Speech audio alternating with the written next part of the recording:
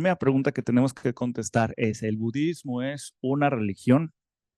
Y esto es bastante interesante, porque esta es una de las preguntas que yo creo que incluso muchos que se observan o se definen a sí mismos como budistas, en muchas ocasiones no saben cómo contestarlo. Esto es muy, muy, muy interesante. Esto es algo que yo creo que no a muchas corrientes religiosas les pasa, pero en el caso del budismo, en nuestro contexto occidental pasa. ¿Por qué? Entonces, tenemos que analizar primero qué es una religión o qué es lo que entendemos por una religión. Entonces, para empezar a definir, pues la religión es la palabra religión que proviene del latín religios, que se deriva de la palabra relegere, que significa releer o revisar cuidadosamente. En la antigua Roma, la palabra religio se refería a un culto o práctica religiosa que era cuidadosamente observada y realizada. Eso es el fundamento de lo que es una religión. Esto es súper interesante porque a nosotros, en nuestro contexto occidental, nosotros crecimos con religiones que eran bastante numerosas, ¿no? Y aparte, el tipo de las religiones que nosotros teníamos en nuestro contexto son religiones que tratan de abordar muchos temas, ¿no? Y tratan de tener una agenda sobre diversos temas. Esta esta visión totalitaria que muchas veces se tiene en las religiones que tenemos aquí en Occidente, lo que logró es que nuestro concepto de religión fuera bastante, ¿cómo se llama? Estrecho, ¿no? Muy, muy corto. Nos quedamos en ese concepto de lo que es un fenómeno religioso. Lo que nos dice la propia etimología de la palabra es toda culto o práctica que se observa y se realiza cuidadosamente. Eso es lo que diríamos, incluso la palabra religiosamente, cuando decimos, es que tú haces, por ejemplo, tu dieta religiosamente, significa que lo está cuidando y observando, por ejemplo, en este caso la dieta, ¿no? O estudias cuidadosamente, estudias religiosamente. Entonces, es algo que se realiza con cuidado y se practica, ¿no? O sea, en esa cuestión. Ahora, dentro de los elementos que podemos encontrar en una religión, por ejemplo, tenemos el elemento, por ejemplo, de la creencia, o sea, se parte de un marco de creencias, que muchas de estas son metafísicas, ¿no?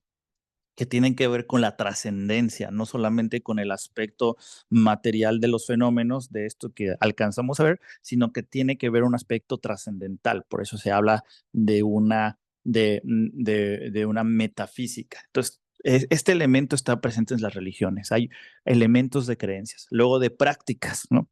La forma en cómo nos relacionamos con eso que concebimos que trasciende, ¿no? Entonces, por ahí puede haber ciertas prácticas, rezos, ayunos, meditación, todo ese tipo de elementos que encontramos en las religiones, eso son concebidas como prácticas.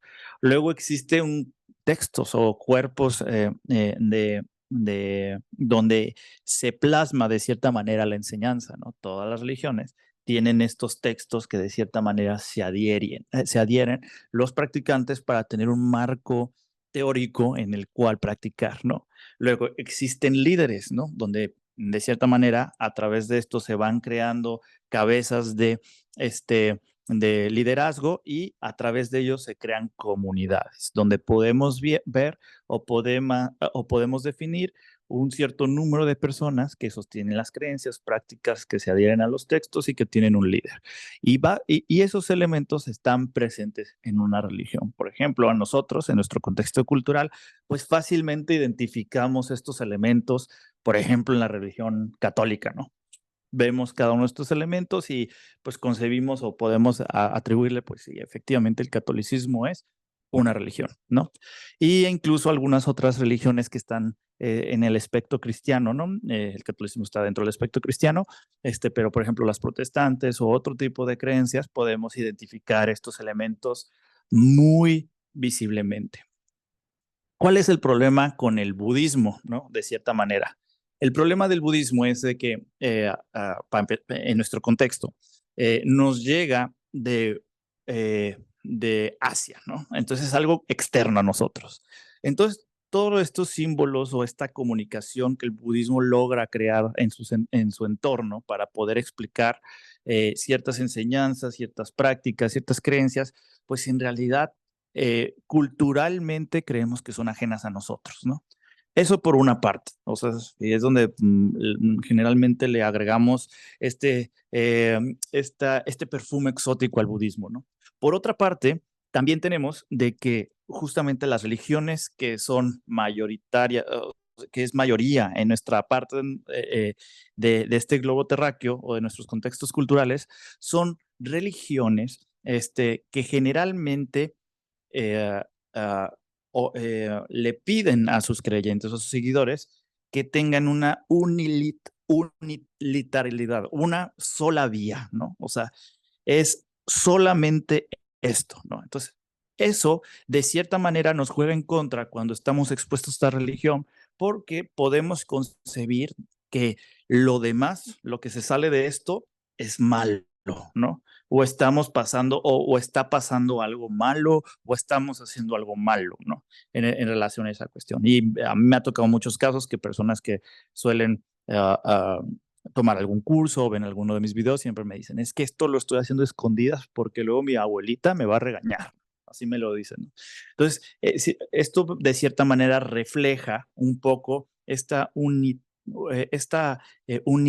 unilateralidad de las religiones en esta parte del mundo. Ay, parece trabalenguas, ¿verdad? Entonces, solamente una vía, ¿no? O sea, esto es por aquí y esto por acá. Entonces, eso juega en contra cuando estamos expuestos a otro fenómeno religioso, ¿no?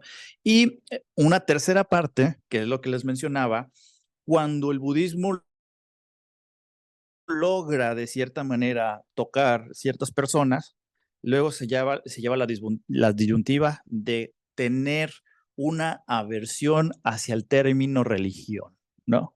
Ya debido a en esta sociedad moderna, pues a lo mejor las religiones o los círculos religiosos donde crecimos eran muy estrictos, llevaban ciertas visiones que no nos gustaban o no concordábamos. Entonces, socialmente en una sociedad moderna empezamos a desarrollar un aspecto negativo hacia la palabra religión.